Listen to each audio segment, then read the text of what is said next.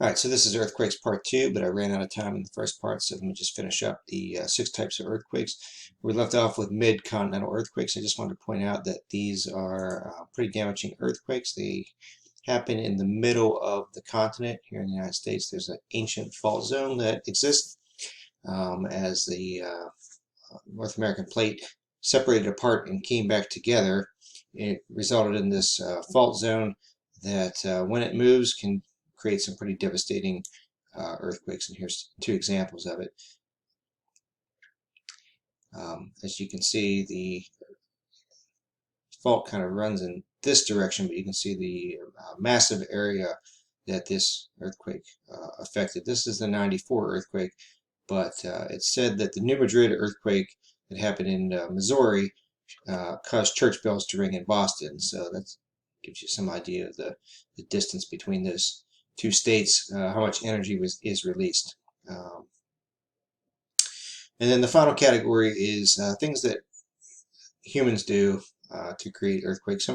We do sometimes create earthquakes on purpose for studying earthquakes and for other reasons, but there's things that we've done unintentionally, like filling large reservoirs with water that now depresses the rock, lubricates the rock, things of that nature. And then injecting wastewater is a big one you can see from this graph on the right. Basically, as we inject more water and inject water with more pressure into the earth, it creates more earthquakes. So that was not the intended purpose of doing this, but we realized that that is something that can happen. So humans do have the ability to set off smaller earthquakes. All right, so let me start the second part here.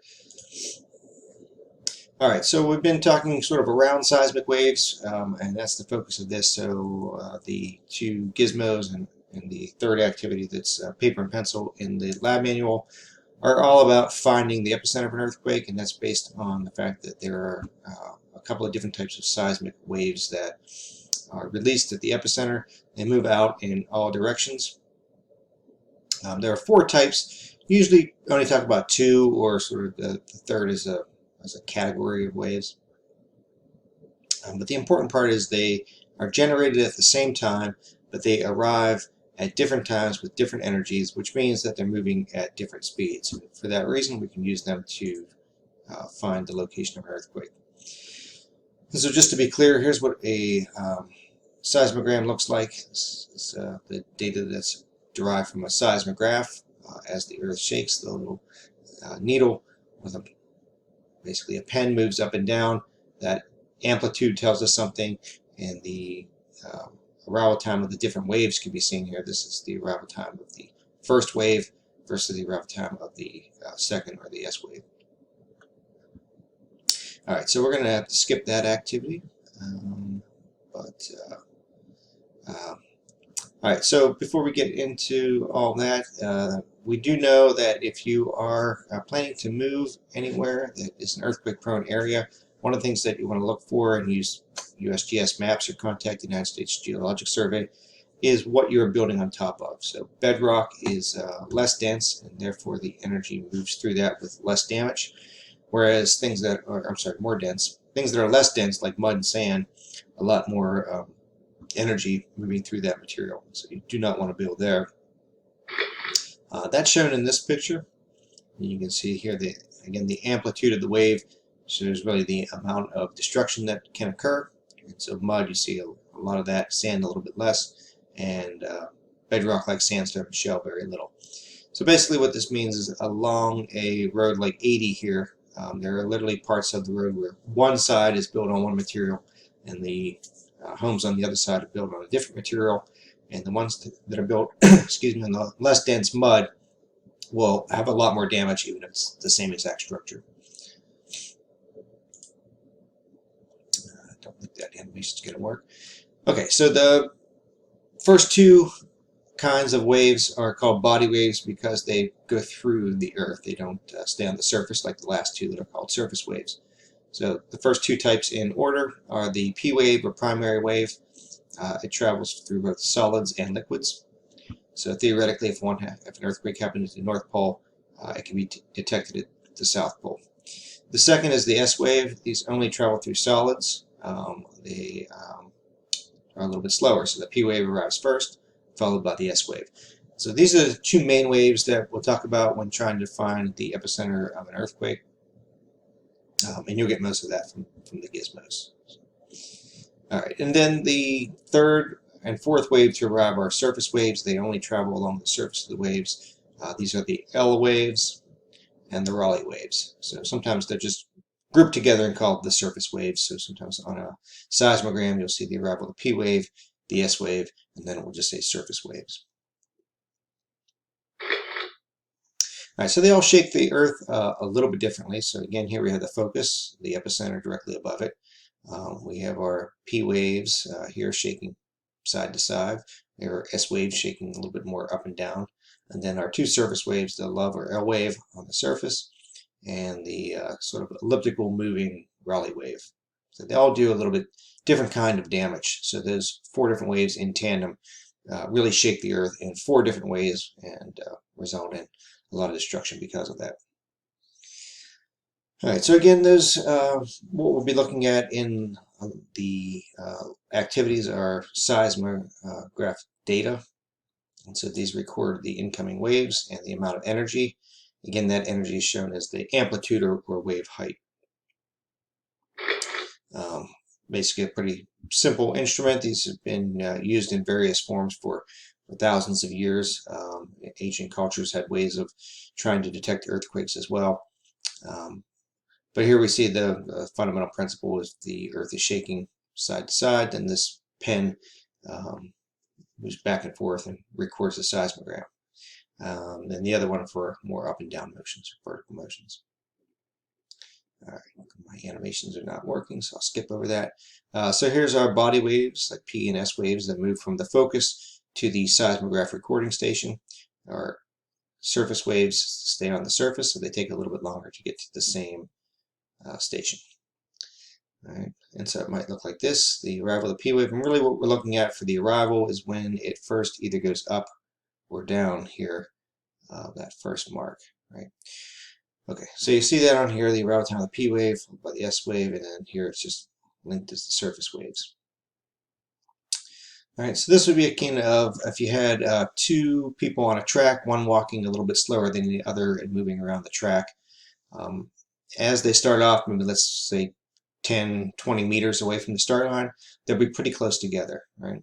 But as they make a full lap around the track, the distance between the two people will increase. In other words, there's a lag time between when the first person arrives and the second person arrives.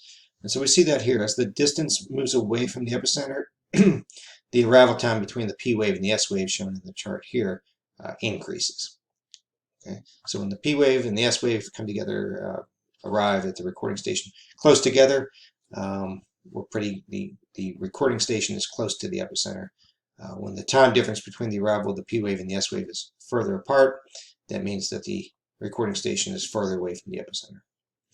All right, so basically what we're looking at is the arrival time of the P wave, the arrival time of the S wave, looking at the difference between the two, called the lag time, and then trying to determine distance to the epicenter to do that.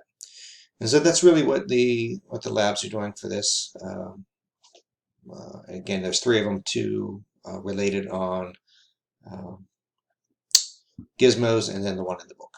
All right, so that's lag time. We need 3 epicenters. It's not that 3 is better than 2. It's with 2, as you'll find in the activities, the 2 circles that will create overlap in 2 spots, and so that doesn't help us triangulate to find the epicenter. 3 is the minimum that we need to triangulate the epicenter. With more than 3, we can actually then also detect the depth of the epicenter. But that's not part of this particular activity. All right, so this just goes through a little bit about how that happens, and I'm sure you'll get that from the gizmo, so I'm not going to spend too much time on it, other than to look at these graphs. There's a couple of different ways that we can go from the arrival time of the P wave and the S wave to get distance. One is on a chart like this, where you're looking at in blue the P wave and in red the S wave, and for any distance away from the epicenter, there's a lag time between the arrival of the P wave and the S wave. So here it's 3 minutes. Right? This one is about 4 minutes and 20 seconds, and this one arrives at about 7 minutes and 20 seconds. So subtract those two, and you get 3 minutes. Sometimes a graph like this will have a third line called S minus P, which makes it easier because then you don't have to do the subtraction. S minus P does that subtraction for you. So you see that sometimes on some graphs. All right, this shows what I was saying earlier. The further away the recording station is from the epicenter, the greater the lag time. You see that in this particular graph. Here's the triangulation, and sometimes students will make 3 circles and they won't pinpoint. That's okay. They should be pretty close together where those 3 circles intersect, and where they intersect, those 3 circles overlap. That is the epicenter. It's not in the middle of those 3 circles. They should overlap in one spot. So that's what you'll be looking for in the activities. You can also then determine the amplitude, and I think the activity does this. At least the one in the book does. So give that a shot. Basically, you're just sort of creating a cross here with the data, connecting the amplitude to the distance, and that will give you the Richter magnitude.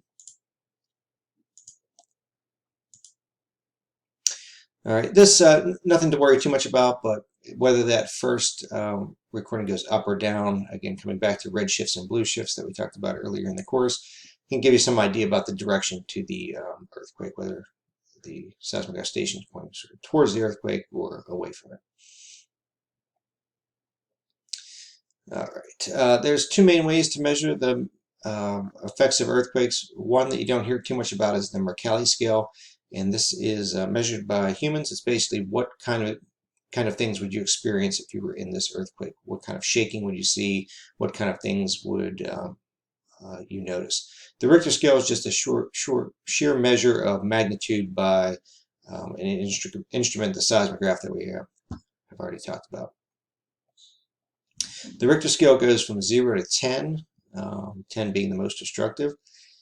The Mercalli scale goes to 12 in Roman numerals. It looks a little something like this, usually used by insurance companies to determine if someone's making a fraudulent claim or to determine the kinds of damage that would be done in that area of that kind of earthquake. And it basically builds on itself so that, for example, 7 includes everything above that. All right, so these are just sort of statements that people would give as they interview people in their area. What was it like? And so here you see the Mercalli scale and the left here superimposed on the map of this earthquake that occurred in the San Francisco area. The magnitude of the earthquake on the Richter scale was a 7.8 in that particular area, but you can see as you move away from it, depending on the bedrock and materials and other factors, the kind of damage that is associated with it. All right, so the thing about the Richter scale, it doesn't seem like a big difference when you say there's a 6 compared to a 7, but between any 2 whole numbers, there is a 32-fold increase in energy, and so here's an example of what that looks like. So a 7 is way more devastating than a 5, or 8.6 is way more devastating than a 5.6 or 6.6. All right, so if you have any questions about any of that on Tuesday, we can go over those questions. All right, see you then.